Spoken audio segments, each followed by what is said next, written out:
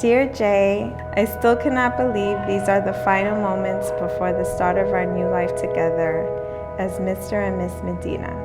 When I see you for the first time today, I know I am going to be speechless.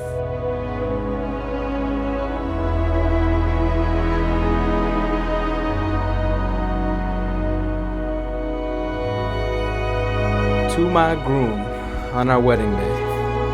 I'm so happy and grateful that God has placed you in my life.